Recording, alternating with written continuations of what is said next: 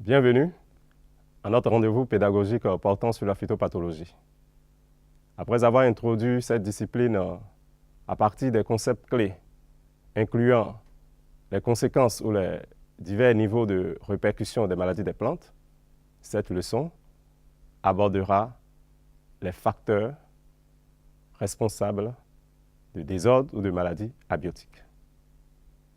À la fin de cette séance, l'apprenant doit être capable de décrire les principaux facteurs responsables des maladies abiotiques, mais également d'examiner l'effet de ces facteurs sur les plantes. Bonne aventure pédagogique. Le plan de cette leçon est le suivant. Après une introduction, d'abord en 1, les facteurs climatiques, en 2, les facteurs radiatifs, en 3, les facteurs édaphiques et trophiques, et enfin en 4, les facteurs atmosphériques et haute pollution. Pour cette capsule relative à cette leçon, nous parlerons d'abord du point 1 et du point 2. Pour rappel, les maladies abiotiques ou maladies non parasitaires ou désordres physiologiques désignent les désordres causés par des facteurs non vivants de l'environnement. Ces anomalies sont non transmissibles d'une plante à l'autre. Le diagnostic de ces maladies est rendu souvent complexe compte tenu du manque de spécificité des symptômes. En outre, on se trouve souvent confronté à une infinité de causes abiotiques possibles agissant isolément ou en synergie. Les stress dus aux facteurs abiotiques de l'environnement se traduisent principalement par 4 types de symptômes: des altérations de croissance, des chloroses, des nécroses, mais également des perturbations du cycle reproductif. Il est important de préciser qu'une plante ne fonctionne normalement que dans les conditions précises limitées pour une espèce donnée. Si les variations des conditions, notamment climatiques ou édaphiques, la placent hors des limites cardinales, à savoir minimales, maximales et optimales, requises pour ses fonctions vitales, des troubles apparaissent. Ainsi, de fortes variations thermiques, par exemple une température trop basse ou trop haute, auront des troubles significatifs dans le fonctionnement de la plante. Les désordres thermiques, en effet, entraînent des dégradations des organismes cytoplasmiques, incluant des protéines, des pigments, ainsi que des déséquilibres ioniques importants. Ainsi, pour des températures élevées, lorsqu'elles atteignent des valeurs inhibant la photosynthèse, la plante consomme plus de glucides qu'elle n'en produit, et par voie de conséquence, un arrêt de croissance. Les symptômes observés, notamment une fanaison des feuilles et des chloroses, sont dus à une transpiration dépassant les quantités d'eau fournies par le système conducteur. D'importantes modifications des conditions hydriques, marquées par une sécheresse ou une inondation, entraînent également des dysfonctionnements chez les plantes. Selon qu'elles soient hygrophytes ou mésophytes ou xérophytes, leur tolérance à ces modifications sera différente.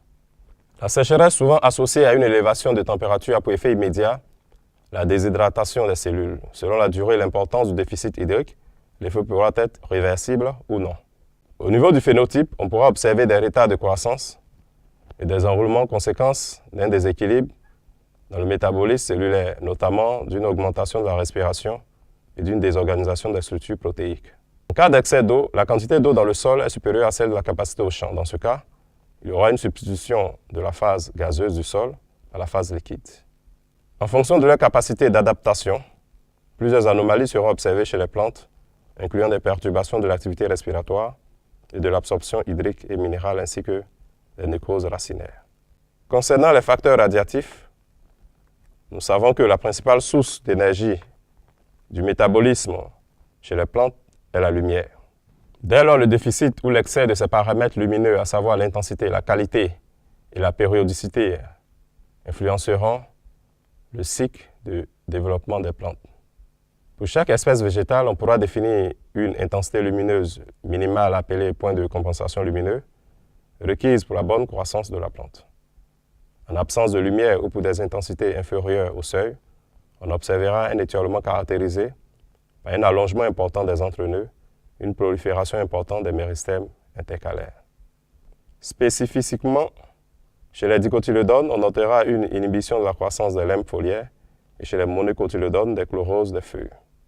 Dans le cas d'une intensité lumineuse excessive, ou d'une brusque variation de l'ombrage à une trop forte insolation, comme le cas des coups de soleil, le chloroplaste sera affecté. La plante présentera alors des anomalies telles que des lésions foliaires brunâtres, des tiges nécrosées, et des dessèchements des fleurs et des feuilles. La qualité de la lumière sera en rapport avec la longueur d'onde contribuant à la photosynthèse. Seules celles constituant le spectre visible comprise entre 380 et 780 nanomètres seront bénéfiques à la plante. Par exemple, dans les couverts végétaux denses, en raison des étages de végétation, nous aurons un rayonnement relativement différent en radiation bioactive. Les strates supérieures seront plus favorisées que celles en dessous. Quant à la photopériode, leurs écarts par rapport aux besoins de la plante peuvent entraîner une croissance anormale ainsi que des inhibitions dans la floraison. Que peut-on retenir au thème de cette première partie de notre leçon consacrée aux facteurs responsables des maladies abiotiques? Retenons que pour toute espèce végétale ou pour des variétés données, une plante connaîtra des dysfonctionnements au-delà de ses limites cardinales de développement. Ainsi, nous avons vu que les facteurs climatiques et radiatifs induiront des symptômes non spécifiques de chlorose, de nécrose ou d'arrêt de croissance. Merci de votre attention et dans la suite, nous parlerons de la deuxième partie de cette leçon.